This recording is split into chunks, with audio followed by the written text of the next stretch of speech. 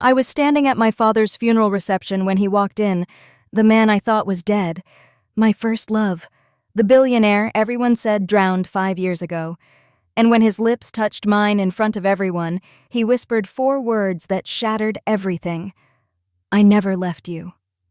Before we dive into this story, hit that subscribe button and turn on notifications. This is a tale about love, loss, and the secrets that can destroy us or set us free. Trust me, you won't want to miss a single moment. Now, let me take you back to where it all began. My father died on a Tuesday morning in early October. The leaves were just starting to turn golden in Charleston, and there was that crisp feeling in the air that always made me think of new beginnings. But there were no new beginnings that day, just endings. Just the hollow sound of my own breathing as I sat beside his hospital bed and watched the monitors flatline. He'd been sick for 6 months.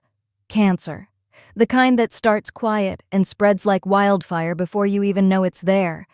I'd moved back home from my apartment in the city to take care of him, and in those final months, we'd talked about everything. Everything except the one thing that hung between us like a ghost. The reason I'd come home in the first place. Years ago, with my tail between my legs and my heart in pieces. But I'm getting ahead of myself. The reception was held at our family home, the same house I grew up in. It's one of those old Charleston houses with the wide front porch and the garden out back where the magnolias bloom so thick in spring you can barely see the fence. My Aunt Beatrice had organized everything. She was good at that sort of thing, taking charge when the rest of us were too broken to function. There must have been 50 people there, maybe more. Neighbors, old friends of my father's, people from his business. My father had worked in maritime shipping his whole life. Nothing glamorous, nothing that would make headlines, but honest work. He owned a small freight company that moved goods up and down the eastern seaboard. He'd built it from nothing, and he was proud of it. More importantly, he was a good man. The kind of man who kept his word, who helped people when they needed it, who never asked for anything in return. I was in the kitchen, trying to keep myself busy by pouring coffee for guests, when Mrs. Chen from next door touched my arm and said how sorry she was. I smiled and thanked her, the same words I'd said 100 times that day, and I felt nothing. I was numb, hollowed out. I'm 32 years old, and I'd just buried the only parent I had left. My mother passed when I was 17. Heart attack, sudden and swift. So now it was just me. Just me and the weight of all my mistakes. People don't tell you that grief isn't just about who you lost. It's about everything you didn't say, everything you didn't do, every choice you made that led you away from the people you loved. And God, I had regrets. So many regrets they could fill that entire house and spill out into the garden. The biggest one walked through my front door at 3:47 in the afternoon. I didn't see him at first. I was facing the counter, reaching for another cup, when the room went quiet. You know that kind of quiet, the kind that makes your skin prickle because you know something has shifted, something has changed, and whatever it is, it's big. I turned around with the coffee pot still in my hand, and that's when I saw him. Dante. Dante was standing in my doorway, wearing a black suit that probably cost more than my car. He was taller than I remembered, or maybe I'd just forgotten. His hair had gray at the temples now, and he wore a beard, neatly trimmed, that made him look distinguished. Older. But it was his eyes that stopped my heart. Those same deep brown eyes that used to look at me like I was the only person in the world. The coffee pot slipped from my fingers and shattered on the floor. The sound echoed through that terrible silence, and suddenly everyone was talking at once, gasping, whispering, staring. But I couldn't hear any of it. All I could hear was the rushing of blood in my ears and the single thought screaming through my mind over and over again. He's dead. He's supposed to be dead. Dante didn't say anything. He just walked through that crowd like they weren't even there. His eyes locked on mine and I couldn't move. I was frozen, my feet glued to the floor, coffee spreading in a dark puddle around my shoes. And when he reached me, he didn't hesitate. He didn't explain. He just took my face in his hands, those strong hands I remembered so well, and he kissed me. Right there, in front of everyone, at my father's funeral reception. It wasn't a gentle kiss. It was desperate and fierce and full of 5 years of everything unsaid. And for just a moment, just one brief, impossible moment, I let myself fall into it. I let myself remember what it felt like to be loved by Dante Moreau, to be the center of someone's universe, to matter that much. When he pulled back, his forehead rested against mine, and he whispered those 4 words that would change everything. I never left you. My Aunt Beatrice's voice cut through the shock like a knife. Who the hell is this? She was standing with her hands on her hips, her face a mixture of outrage and confusion, and I couldn't blame her. Half the room probably thought I'd lost my mind. The other half was too busy whispering behind their hands to care. Dante stepped back but kept one hand on my arm, like he was afraid I might disappear. He turned to face the room, and his voice was calm, steady, the voice of a man who commanded boardrooms and negotiated million-dollar deals.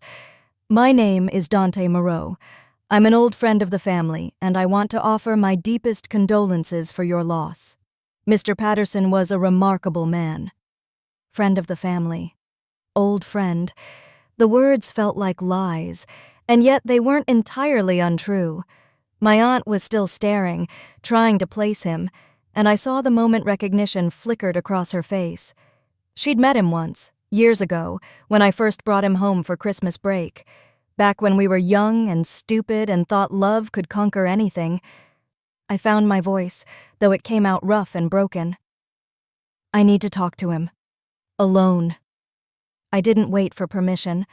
I grabbed Dante's hand and pulled him through the kitchen, out the back door, into the garden where the afternoon sun was starting to slant golden through the trees. My hands were shaking, my whole body was shaking, and the moment we were alone, I spun on him. You're dead. The words came out strangled. You died 5 years ago. They said your yacht went down in the Mediterranean. They said... My voice broke. They never found your body. Dante's face was calm, but I could see the pain in his eyes. I know what they said. Then explain this. I gestured wildly at him, at all of him, solid and real and very much alive. Explain how you're standing in my garden right now. Explain how you just kissed me at my father's funeral like no time has passed at all. He took a breath, and I watched him choose his words carefully. The accident was staged. I'm not dead, Simone. I never was. The ground felt unsteady beneath my feet. Staged? What do you mean, staged? Can we sit? He gestured to the old bench under the magnolia tree, the one where my father used to sit in the evenings with his newspaper. I didn't want to sit. I wanted to scream, but my legs felt weak, so I let him guide me to the bench, and I sat. Dante sat beside me, close but not touching, and he began to talk. 5 years ago, my shipping business was thriving. We had ports in 15 countries, contracts with some of the biggest companies in the world. I thought I'd built something good, something clean. But I was wrong. His jaw tightened. I discovered that one of my business partners had been using our shipping routes to move illegal cargo, not drugs, people, human trafficking. My stomach turned. Oh my God. When I found out, I confronted him. I told him I was going to the authorities, that I'd burn the whole operation to the ground before I'd let it continue, and that's when he made it very clear what would happen if I did. Dante's voice went hard. He had files on everyone I loved, my mother, my sister, my nieces, and you, especially you. I stared at him. Me? We'd been broken up for 2 years by then. Do you really think that mattered? His eyes found mine. Do you really think I ever stopped loving you just because you got on a plane to Paris? The pain in his voice was raw, and it cut right through me. Because I knew that pain. I'd felt it every single day since I'd left him. I'd chosen my career over him. I'd chosen art restoration and museums, and the chance to work in Europe over the man who'd wanted to marry me. And I'd regretted it every day since. So, what did you do? I asked quietly. I did the only thing I could do. I made myself disappear. He leaned forward, elbows on his knees, hands clasped. I worked with international authorities in secret.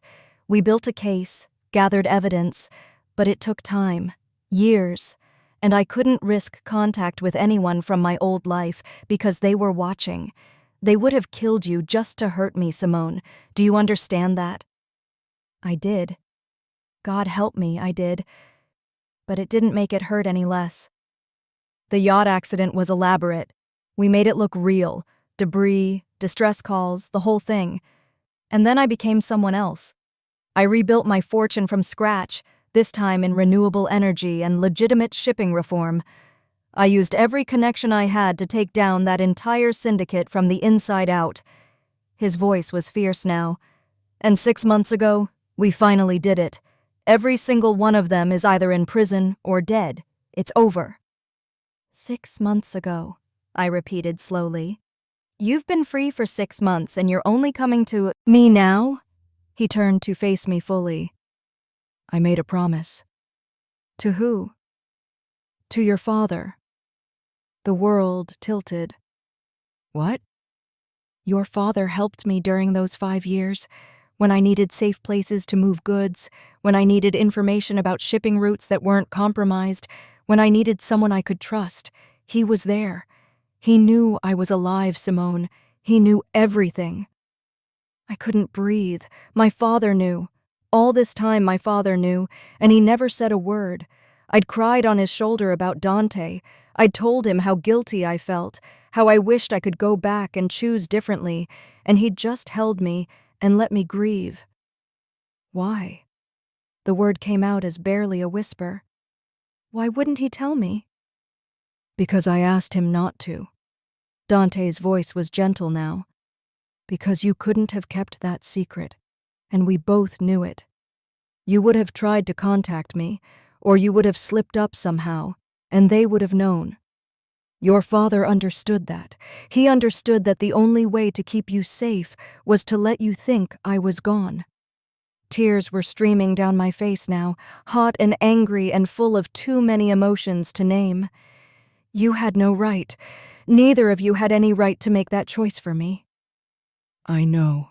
His voice cracked. God, Simone, I know. But what would you have had me do? Let them kill you?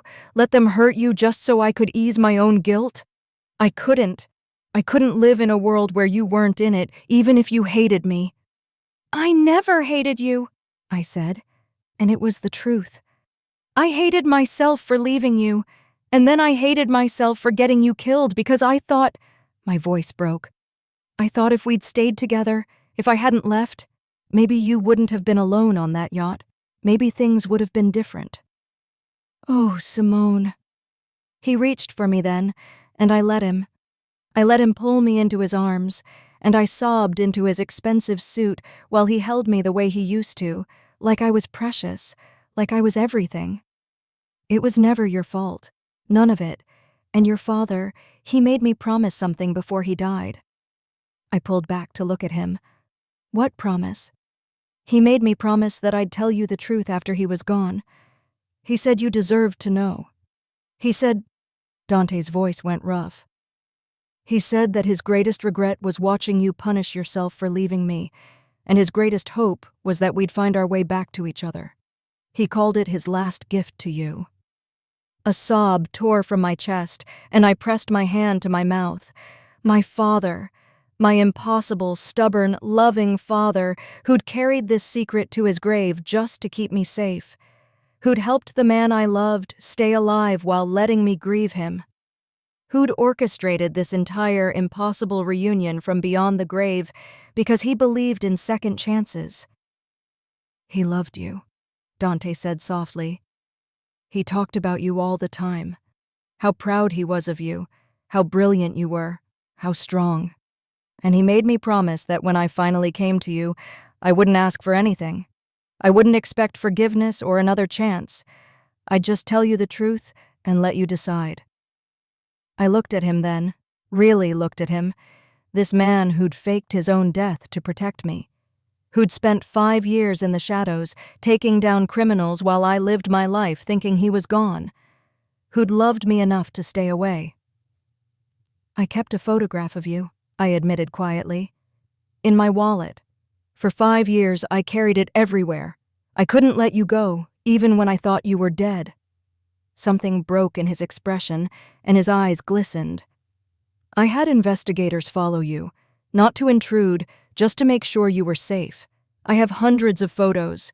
You at gallery openings, you at coffee shops, you at your apartment window with your morning tea. He gave a broken laugh. I was always watching, always protecting, always loving you from a distance, hoping that someday I could come back. And now you're here, I whispered. And now I'm here. He stood up slowly, and I could see him bracing himself for rejection. I don't expect anything, Simone. I just needed you to know the truth. I needed you to know that I never stopped loving you. That every day I was gone, you were the reason I kept fighting. He took a step back. But I'll understand if you can't forgive me. I'll understand if this is too much, if too many years have passed. I'll walk away right now if that's what you need. He turned toward the gate, and something inside me snapped. Wait. He froze.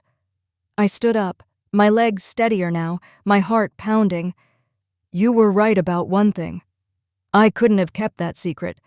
I would have ruined everything trying to save you, and we both would have ended up dead. I took a shaky breath. But you were wrong about something else. He turned back to face me. What? You thought I'd moved on. You thought maybe too much time had passed. I walked toward him, closing the distance between us. But I never moved on, Dante. I dated other people, I built a car. Dear, I lived my life, but I never stopped loving you. Not for a single day. Hope flickered in his eyes, fragile and uncertain. Simone. I made a choice once, I continued. I chose ambition over love. I chose my career over you, and I've regretted it every single day since. I lost you once because I was too proud to admit I was wrong. I'm not making that mistake again. I reached up and took his face in my hands, the way he'd done to me inside. I choose you. I choose this. I choose us. If that's still something you want.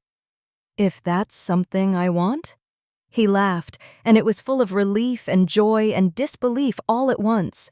Simone, I've wanted nothing else for 5 years, for 7 years, for every moment since the day I met you. And then he kissed me again, but this time it was different. This time it wasn't desperate or fierce. It was tender and full of promise and tasted like second chances, like coming home, like everything I'd been missing without even knowing it. When we finally pulled apart, the sun was setting behind the magnolia tree, painting everything in shades of gold and amber. From inside the house, I could hear the reception winding down, people saying their goodbyes, life moving forward the way it always does. What happens now? I asked. Dante smiled, and it was the smile I remembered from when we were young. Now we figure it out together. No more secrets, no more distance. Just us. Just us, I repeated, and for the first time in 5 years, I felt something other than grief and regret. I felt hope. My father had given me many gifts over the years. He'd given me strength and independence and a love of beauty and truth. But this reunion, this second chance, this impossible love story, this was his greatest gift of all. And standing there in the garden where I'd played as a child, wrapped in the arms of the man I'd never stopped loving, I finally understood what my father had been trying to tell me all along. True love doesn't die. It doesn't fade or disappear or give up. It just waits, patient and persistent, for the right moment to come back to life. Sometimes the greatest love stories aren't about perfect timing. They're about second chances born from sacrifice and truth. My father knew that. Dante knew that. And now, finally, I know it too. If this story moved you, show some love by hitting that like button and dropping a comment below. Have you ever lost someone and gotten a second chance? Have you ever made a choice you regretted? Share your story. I read every comment and I want to hear from you. Subscribe if you haven't already, because I bring you real, raw stories that touch the soul. Stories about love and loss and the beautiful, messy complexity of being human. Hit that notification bell so you never miss another video. Until next time, remember this: true love doesn't die. It doesn't give up. It just waits for the right moment to come back to life. And sometimes, if we're lucky, we get a second chance to choose it.